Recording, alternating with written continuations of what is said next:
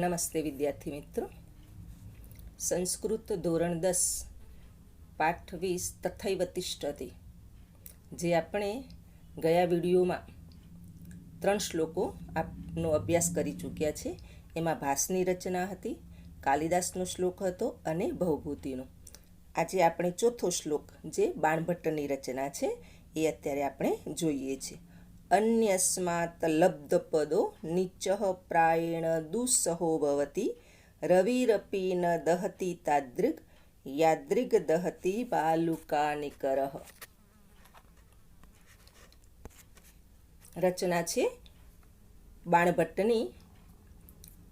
બાણભટ્ટનો સમય લગભગ 7મી શતાબ્દીનો પૂર્વાર્ધ કહેવાય છે. એમનો જન્મ શોણ નદીના તટ પર પ્રીતિકૂટ નામના ગામમાં થયેલો. પિતાનું નામ ચિત્રભાનુ, માતા રાજ્યદેવી અને ગુરુ શ્યામલ. તેઓ સમ્રાટ હર્ષના સભા કવિ, એમના સભાના એક શ્રેષ્ઠ પ્રસિદ્ધ કવિ હતા. તેમની રચનાઓ 2 રચનાઓ છે, હર્ષચરિત અને કાદંબરી. શ્લોક જોશો. અન્યસ્માત લબ્ધપદઃ નીચઃ પ્રાયેણ દુસ્સહઃ ભવતિ રવિઃ અપી ન દહતિ તાદૃગ યાદૃગ દહતિ બાલુકાનિકરઃ. અન્યસ્માત એટલે બીજા પાસેથી, નીચઃ એટલે હલકો, પ્રાયેણ યાને મોટે ભાગે, દુસ્સહ યાને સહન ન કરી શકાય તેવો, રવિ અપી એટલે સૂર્ય પણ, તાદૃક અને યાદૃક એ બંને અવ્યયો છે. તાદૃક એટલે તેટલો અને યાદૃક એટલે જેટલો. બાલુકાનિકરઃ યાને રેતીનો ઢગલો, અને દહતી એનો અર્થ થાય છે બાળે છે. અન્યસ્માત યાને બીજા પાસેથી, જે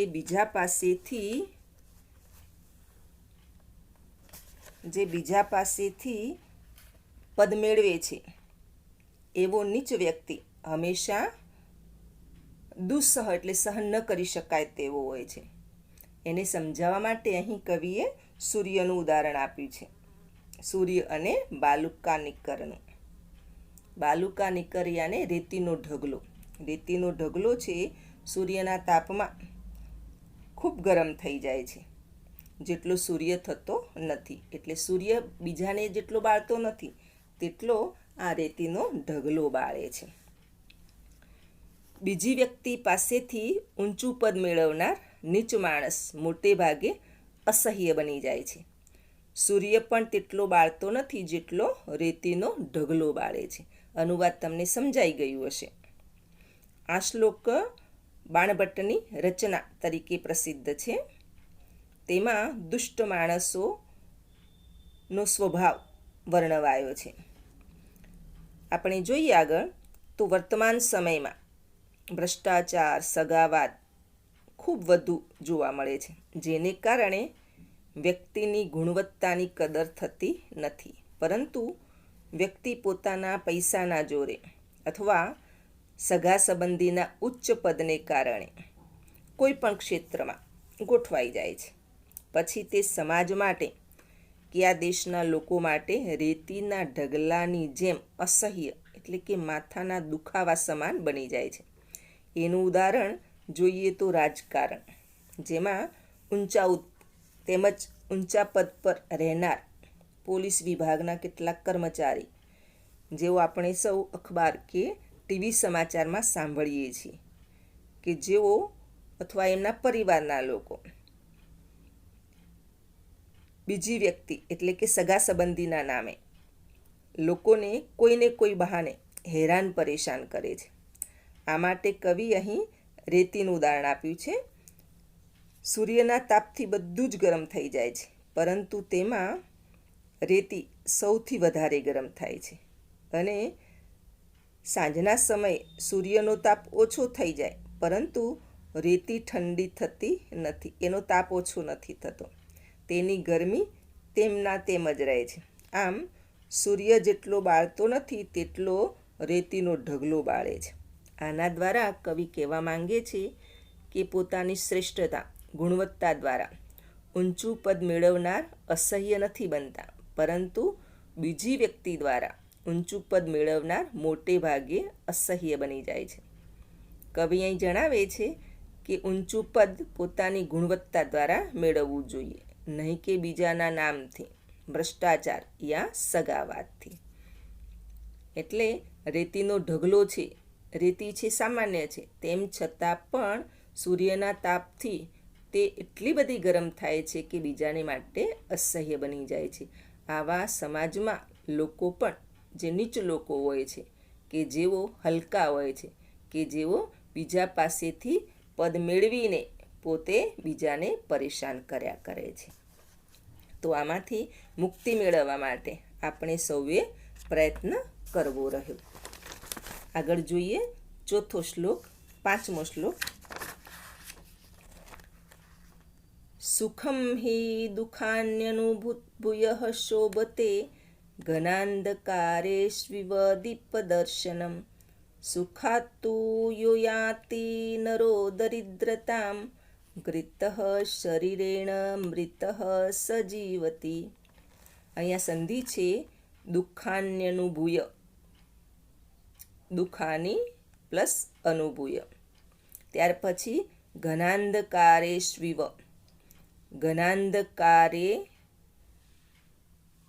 ઘનાંધકારેષુ ઇવ સુખાત્તુ, સુખાત્તુ યહ નરઃ દરિદ્રતા. તો આ સંધિને આપણે ધ્યાનમાં રાખશું. શબ્દો જોઈએ. સુખમ એટલે સુખને અથવા સુખ, હિ યાને ખરેખર, દુઃખાની અનુભૂય એટલે દુઃખો અનુભવીને, શોભતે એનો અર્થ થાય છે શોભે છે, જે વર્તમાન કાળનું રૂપ છે તે પ્રત્યે લાગ્યો છે એટલે આત્મનેપદ અન્ય પુરુષ એકવચનનું રૂપ છે. ઘનાંધકારેષુ એટલે ગાઢ અંધકારમાં, ઇવ એટલે જેમ, દીપદર્શનમ એટલે દીવાનું દર્શન, દીવો જોવો તે, સુખાત્તુ એટલે સુખમાંથી, યહ યાને જે, નરહ યાતિ, યાતિ એટલે પામે છે, નર યાને મનુષ્ય, દરિદ્રતામ એટલે ગરીબાઈ, ઘૃતઃ એટલે ધારણ કરેલો, ધૃતઃ એટલે ધારણ કરેલો, શરીર એટલે શરીરથી, મૃતઃ એટલે મૃત્યુ પામેલો, સહ જીવતી એટલે તે જીવે છે, જીવતી તે પણ વર્તમાન કાળનું રૂપ છે અને પરસ્મય અન્ય પુરુષ, ત્રીજો પુરુષ એકવચન એટલે કે અન્ય પુરુષ તે પ્રત્યે લાગ્યો છે, શોભતેમાં તે પ્રત્યે લાગેલો છે. શબ્દો તમે જોઈ લીધા, આપણે એનો અનુવાદ જોઈએ હવે. સુખ ખરેખર દુઃખો અનુભવીને શોભે છે, જેમ ગાઢ અંધકારમાં દીવાનું દર્શન હોય છે. સુખમાંથી જે માણસ ગરીબાઈમાં આવી પડે છે તે શરીર ધારણ કરેલો હોવા છતાં મરેલાની માફક જીવે છે. અહીં આ શ્લોક છે એ નાટ્યકાર શુદ્રકના મૃચ્છકટિકમમાંથી લેવામાં આવ્યો છે. તેમાં દરિદ્ર માણસના દિલનું દયામણું દુઃખ આલેખાયેલું છે. અહીં તમે જુઓ ચિત્રમાં દેખાય છે જે સૌથી પહેલાં જે સ્ત્રી છે તે ઘરેણાં આપે છે, એના ગાડીમાં ઘરેણાં મૂકે છે. તો શુદ્રકની આ રચના છે મૃચ્છકટિકમ, સૌથી ઉત્તમ આ રચના છે. મૃચ્છકટિકમનો અર્થ થાય છે માટીની ગાડી, માટીની ગાલ્લી અથવા ગાડી. માટીનું ગાડું પણ આપણે કહી શકીએ, જે પહેલાંના સમયમાં બળદ દ્વારા જે ગાડું હંકારવામાં આવતું હતું તેવું ગાડું, પણ અહીંયા છે રમકડું છે ગાડી. તો વસંત સેના છે એની નાયિકા અને નાયક છે ચારુદત્ત, અને સામે દેખાય છે નાનું બાળક છે ચારુદત્તનો પુત્ર છે, અને એની બાજુમાં છે તે એની સેવિકા છે. તો અહીંયા મૃચ્છકટિકમ નાટકનો નાયક પહેલાં ખૂબ ધનવાન હોય છે. તે નિસ્વાર્થ ભાવે લોકોની હંમેશા મદદ કરે છે, સેવા કરતો રહે છે. પરંતુ પરિસ્થિતિ બદલાતા તે ખૂબ ગરીબ બની જાય છે. એ નાયકનો પુત્ર માટીના ગાલ્લાથી રમતો હતો, જ્યારે તેના પડોશીનો પુત્ર તે ખૂબ ધનવાન હોવાને કારણે સોનાની ગાડીથી રમતો હતો. એક દિવસ બંને બાળકો આંગણામાં રમતા હતા, ત્યારે પડોશીનો પુત્ર સોનાની ગાલ્લી લઈને પોતાના ઘરે જતો રહ્યો. ત્યારે પણ આ પુત્રને, ચારુદત્તના પુત્રને, તેના જેવી સોનાની ગાડીથી રમવું હતું. પરંતુ આમની સ્થિતિ સોનાની ગાડી વડે રમી શકે તેવી નહોતી. ચારુદત્તની સ્થિતિ આપણે જોઈએ તો બાળક તો અણસમજુ હોય છે. તે હંમેશા રમકડા રમવા માટે જીદ કરતા હોય છે. તો અહીંયા આ ચારુદત્તનો પુત્ર પણ જીદ કરી બેઠો કે મારે પણ સોનાને ગાલ્લી વડે રમવું છે, સોનાની ગાડીથી રમીશ. ત્યારે નાયક યાની ચારુદત્તની પ્રેમિકા યાની વસંત સેનાના ઘરે આ પુત્રને એની દાસી લઈ જાય છે અને અંતે એને ખૂબ સમજાવવામાં આવે છે, પરંતુ આ બાળક સમજતું નથી અને પોતાના ઘરેણાં, વસંત સેના છે એ પ્રેમને કારણે પોતાના બધા જ ઘરેણાં એને આપી દે છે અને કહે છે કે તું આના દ્વારા સોનાની ગાડી બનાવડાવજે અને રમજે. અહીંયા ચિત્રમાં આપણને દેખાય છે. તો આમ વસંત સેના છે એ નિસ્વાર્થ પ્રેમ કરે છે અને એ બાળકને બધું જ આપી દે છે. આગળ આપણે જોઈએ વિસ્તારથી. અહીં કહેવાયું છે કે સુખ ખરેખર દુઃખો અનુભવીને શોભે છે, જેમ ગાઢ અંધકારમાં દીવાનું દર્શન હોય છે. ગાઢ અંધકારમાં જ્યારે દીવાનું દર્શન થાય ત્યારે વ્યક્તિ ખૂબ ખુશ થાય છે, એક સુખનો માર્ગ એને મળી જાય છે. તેમ જે વ્યક્તિને દુઃખો અનુભવ્યા પછી જે થોડુંક પણ સુખ પ્રાપ્ત થાય છે ત્યારે તે અતિ આનંદમાં આવી જાય છે. ત્યારે ખરેખર સુખ શોભે છે. જે વ્યક્તિ હંમેશા સુખમાં જીવે છે એને સુખનું કોઈ મહત્ત્વ સમજાતું નથી, પરંતુ જો દુઃખો ભોગવ્યા પછી સુખ મળે છે તેનું મહત્ત્વ હોય છે, જે અદ્ભુત હોય છે. કવિ આગળ જણાવે છે કે સુખમાંથી જે માણસ ગરીબાઈમાં આવી પડે છે તે શરીર ધારણ કરેલો હોવા છતાં મરેલાની માફક જીવે છે. આમ નિરંતર સુખ ભોગવતો, જેને ક્યારેય પણ કોઈ પણ પ્રકારનો અભાવ ન રહ્યો હોય, અભાવ અનુભવ્યો ન હોય, અને તે માણસ ગરીબ બની જાય એટલે કે તેનું ધન દોલત છીનવાઈ જાય અથવા નષ્ટ પામે ત્યારે તે સહન કરી શકતો નથી. અને આપણે જોઈએ છીએ તો એમાં કેટલાક લોકો તો આપઘાત કરે છે અને કેટલાક લોકો મરેલાની જેમ જીવે છે. મૃચ્છકટિકમના નાયકની સ્થિતિ પણ આવી જ બની જાય છે. તેણે શરીર તો ધારણ કર્યું છે, પરંતુ મરેલાની જેમ તે જીવે છે. આ વિચાર વિસ્તાર દ્વારા આ શ્લોક દ્વારા કવિ આપણને કહે છે કે કોઈ પણ માણસના બધા દિવસો સરખા નથી જતા. સુખ અને દુઃખ તે રાત અને દિવસ અથવા ધૂપ કે છાંવ જેવા હોય છે. જેમ રાત દિવસનું ચક્ર ચાલ્યા જ કરે છે, તેમ સુખ અને દુઃખ આવતા જતા રહે છે. માટે મનુષ્ય સુખમાં કદી છકી ન જવું અને દુઃખમાં હિંમત ન હારવી જોઈએ. આપણે આગળ જોઈએ 6થો શ્લોક.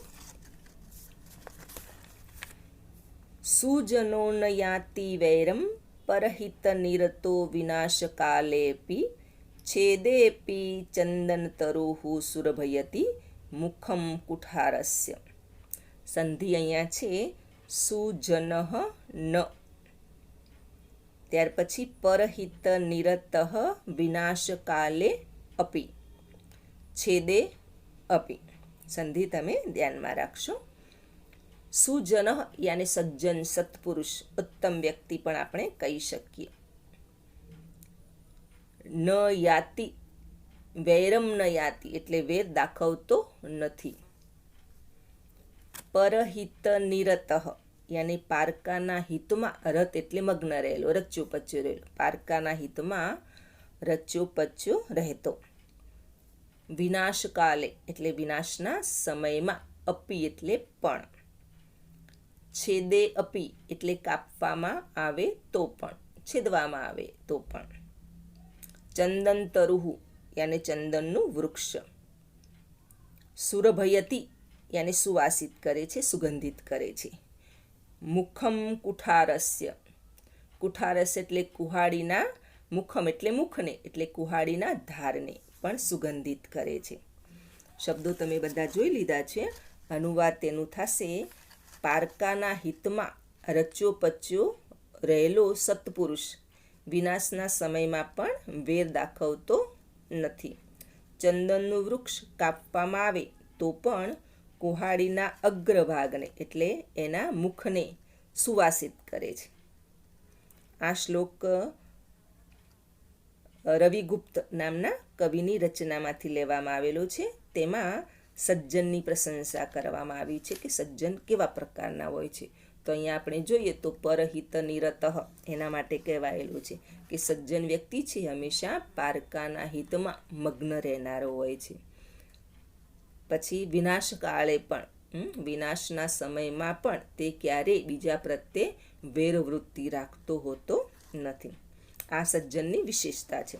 સજ્જનની વિશેષતા છે કે તે હંમેશા હિતકારી હોય છે, તે કાર્યકુશળ હોય છે, તેને બીજાના કાર્યો કરવામાં હંમેશા આનંદ આવે છે, તેમજ તે બીજાના હિતમાં રચ્યો પચ્યો રહે છે. વિનાશના સમય આવે તો પણ તે બીજાને ક્યારેય નુકસાન પહોંચાડતો નથી, તે કોઈનો શત્રુ બનતો નથી. આને સમજાવવા માટે કવિ અહીંયા ચંદનના વૃક્ષનું ઉદાહરણ આપ્યું છે. ચંદનના વૃક્ષ વિશે તમે જાણો જ છો કે તેની વિશેષતા શું છે. તે હંમેશા સુગંધ આપે છે અને શીતળતા આપે છે. આ એની વિશેષતા છે. ચંદનનું વૃક્ષ સત્પુરુષ સમાન છે. તે હંમેશા સુગંધ આપે છે. તેના વિનાશના સમય એટલે કે એને કોઈ કાપી નાખે તેમ છતાં પણ તે સુગંધ આપવાનું છોડતું નથી. ચંદનના વૃક્ષને કુહાડી કાપે છે, કુહાડી વૃક્ષનો વિનાશ કરે છે, તેમ છતાં ચંદનનું વૃક્ષ કુહાડીના અગ્રભાગને એટલે કે આગળના ભાગને, એની ધારને હંમેશા સુવાસિત કરે છે. તો આ શ્લોક દ્વારા કવિ બોધ આપે છે કે મનુષ્ય નિસ્વાર્થ ભાવે હંમેશા પારકાના હિત માટે વિચારવું રહ્યું, એનું હિત કરવું જોઈએ. ક્યારેય એકબીજા પ્રત્યે વેર દાખવવું જોઈએ નહીં. અહીંયા તમે આ કાવ્યના 6 શ્લોક જોઈ લીધા છે, એનો અભ્યાસ કરી ચૂક્યા છો. આ કાવ્યમાંથી વિચાર વિસ્તાર પૂછાઈ શકે તેમજ અનુવાદ પણ પૂછાઈ શકે, એટલે આપણે એ પ્રમાણે તૈયારી કરીશું. વિચાર વિસ્તાર 3 માર્ક્સનો હોય છે, એટલે આપણે કેવી રીતે એને લખવું જોઈએ એના માટે ચોક્કસ ઉદાહરણો પણ આપણે ધ્યાનમાં લેવા જોઈએ, જે આપણને આપણી આસપાસ આપણા સમાજમાંથી જ વધુમાં વધુ ઉદાહરણો પ્રાપ્ત હોય છે કે જે આપણી દૃષ્ટિ યોગ્ય હોય તો આપણે આવા દ્રષ્ટાંતો મેળવી શકીએ છીએ. તો આ કાવ્યમાંથી આપણે અનુવાદ લખીશું, વિચાર વિસ્તાર લખીશું. તમને યોગ્ય લાગે તેવા વિચાર વિસ્તારો અહીંયા લખી શકશો. વિચાર વિસ્તાર હંમેશા 3 થી 4 પેરેગ્રાફમાં હોવો જોઈએ. પહેલાં તમારો વિચાર અહીંયા જે આપેલો છે શ્લોક એ વિચારને રજૂ કરશો અને પછી તમારા વિચારો વિસ્તારથી દ્રષ્ટાંત આપીને લખવાના છે.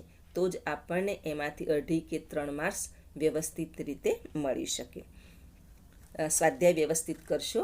ત્યાર પછી આ પાઠમાંથી વર્તમાન કાળના ક્રિયાપદો શોધવાના અને લખવાના છે કે જેને કારણે તમને વ્યાકરણનો પણ અનુભવ થાય, એનો અભ્યાસ થાય.